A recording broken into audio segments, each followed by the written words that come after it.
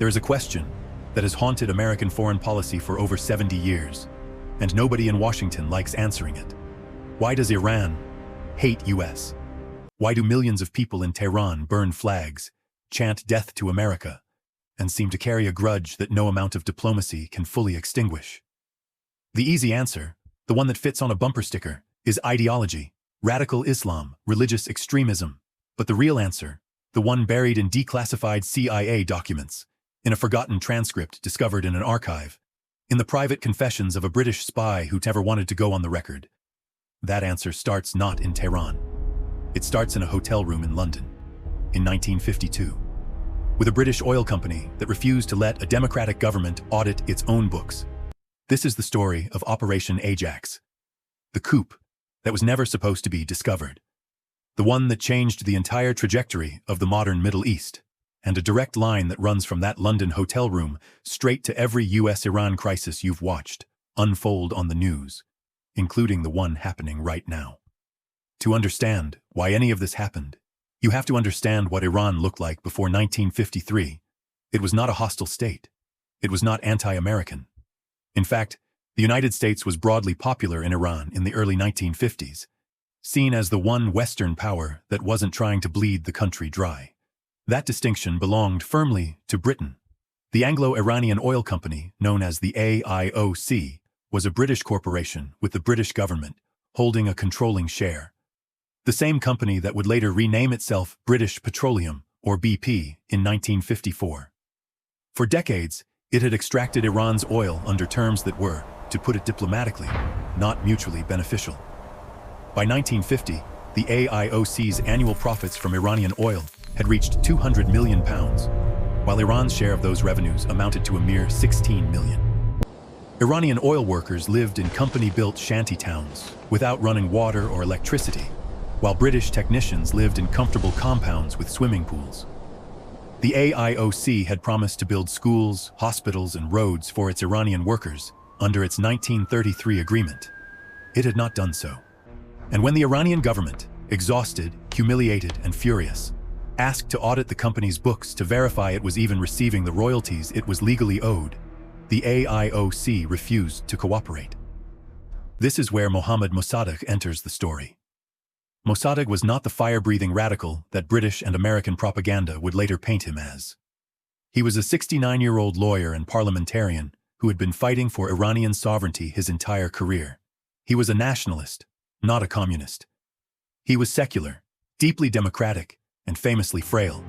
He conducted much of his political business from bed, wearing pajamas, which somehow made Western leaders underestimate him. They would regret that. In 1951, the Iranian parliament voted to nationalize the country's oil industry, and that vote propelled Mossadegh into the prime ministership.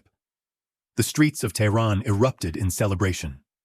For ordinary Iranians, this was the moment their country finally stood up. For Britain, it was something closer to a crisis of empire. British officials feared that if Mossadegh's policies prevailed, nationalists throughout the world could tear up British concessions with impunity. Iran was a precedent, and empires cannot afford precedents. So London moved quickly. Britain imposed sweeping economic sanctions, banning exports of key commodities to Iran, withdrawing British personnel from the oil fields, and blocking Tehran's access to its hard currency accounts in British banks. The Royal Navy physically intercepted tankers carrying Iranian oil on the open sea, warning the world that anyone who bought Mossadegh's oil would face legal consequences. In the first year after nationalization, the only foreign sale of Iranian oil was 300 barrels to a single Italian merchant ship. The country was being strangled, but strangulation alone wasn't working. Mossadegh refused to bend. And so, in a progression that would become a template for Cold War regime change, Britain started planning something more permanent. Here is where the London hotel room enters the picture. Norman Derbyshire was the head of MI6's Persia station, operating out of Cyprus after Iran expelled British diplomats in 1952. He is not a famous name. He never appeared on camera. He gave only one interview in his entire life, off the record, to the makers of a 1985 television series, and the British government subsequently had his testimony removed from the final cut. For decades, the transcript was lost. It resurfaced in 2020, used in a documentary called Coup 53, where his words were dramatized by Ralph Fiennes. When that transcript finally became public, what it revealed was extraordinary. Derbyshire described matter-of-factly how the coup was conceived and executed. He recalled the operational logic with chilling clarity. The plan would have involved seizure of key points in the city by what units we thought were loyal to the Shah, seizure of the radio station, etc. The classical plan. He talked about bribing members of the Iranian parliament, with cash transported, according to other accounts, inside biscuit tins. He described traveling to Paris with his CIA counterpart to meet the Shah's twin sister, Princess Ashraf, to convince her to fly to Tehran and persuade her reluctant brother to back the plot. He produced, he said, a large amount of cash. Her eyes lit up. She agreed. And then he said something that cuts through all the Cold War justifications. When asked whether Mossadegh would have been ousted even if he had agreed to a favorable oil settlement with Britain, Derbyshire was blunt. He said yes. They would have removed him regardless. British and American planning files, examined by historians decades later, show that neither side seriously believed Iran was about to fall to the communists.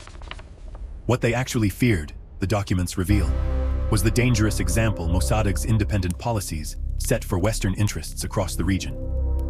The communist threat was the cover story. The real motive was oil and precedent, and the unacceptable idea that a developing nation could simply decide to control its own resources. The operation itself nearly collapsed before it started. The first coup attempt, on August 15th and 16th, 1953, failed completely. Mossadegh had been warned. Key conspirators were arrested. The Shah, terrified, fled the country, first to Baghdad and then to Rome, where he sat in a hotel convinced his reign was over. CIA headquarters sent word: abort the mission. Kermit Roosevelt Jr., grandson of Theodore Roosevelt and the CIA's man on the ground in Tehran, ignored the order. He had come too far.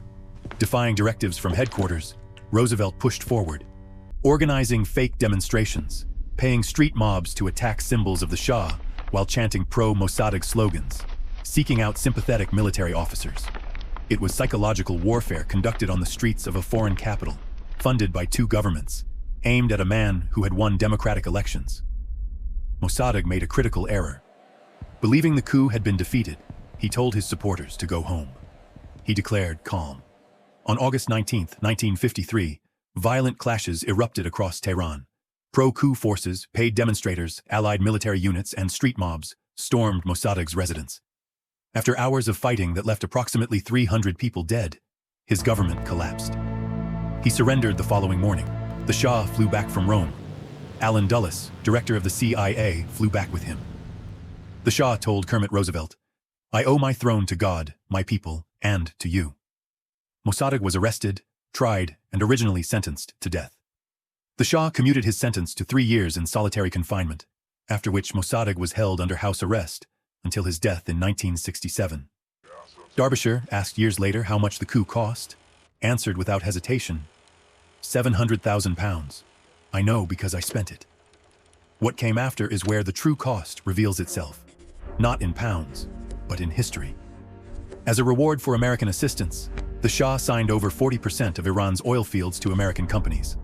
The Anglo-Iranian Oil Company, now rebranded as British Petroleum, returned to Iran, not with its old monopoly, but as part of a Western consortium. The oil flowed again.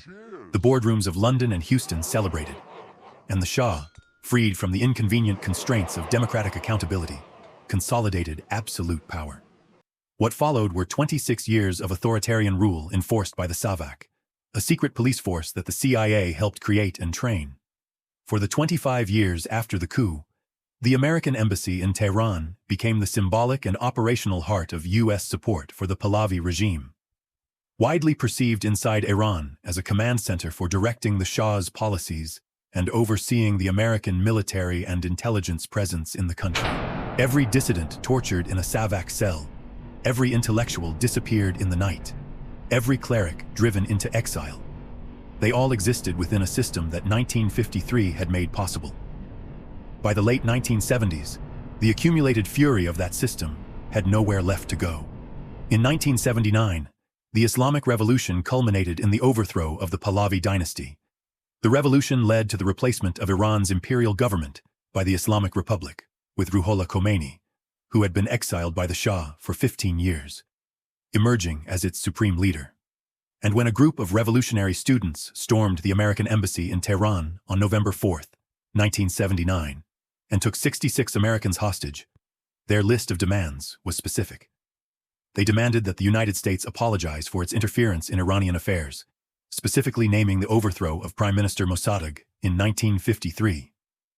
This was not an abstract grievance. It was the ledger of a debt they felt had never been acknowledged. The hostage crisis lasted 444 days. It destroyed Jimmy Carter's presidency, brought Ronald Reagan to power, and hardened an adversarial relationship between Washington and Tehran that has never recovered. Every subsequent crisis, the Iran-Iraq War, the nuclear standoff, the proxy conflicts across the Middle East, the assassination of Qasem Soleimani, the negotiations and their collapse, the sanctions and the counter-sanctions. All of it has unfolded within the shadow of what was decided in that hotel room by men in suits, protecting an oil company's profit margins. In 2013, the CIA formally disclosed its role in the coup. Britain, as of this writing, still has not officially done the same. The British government removed Derbyshire's interview from television. It has classified its operational files. It has watched the CIA take the heat for a plan that London conceived, proposed, and largely drove, using American Cold War anxieties as the lever to get Washington on board. There is a lesson here that goes beyond Iran, beyond oil, beyond even the Cold War. It is this: the decisions made in secret, by a small number of people pursuing narrow interests, do not stay contained. They ripple, they compound. The coup that was planned in a London hotel room didn't just remove one prime minister in 1953. It determined the character of the Iranian state for the next 7 decades. It created the conditions for the Islamic Revolution. It handed the revolutionaries a historical grievance so legitimate, so documented, so undeniable, that it became the founding narrative of an entire government's hostility toward the West. The next time you watch coverage of the US-Iran standoff, the nuclear talks breaking down, the tankers seized in the Strait of Hormuz, the chants in Tehran, remember that none of it is random. None of it appeared from nowhere. It was set in motion by men who thought they were solving a problem, when in fact they were only postponing a reckoning. And the reckoning, as reckonings always do, arrived with interest. History doesn't forget. It just waits. That is the story of Operation Ajax, one of the most consequential covert operations in modern history, and one of the least discussed in the countries that carried it out.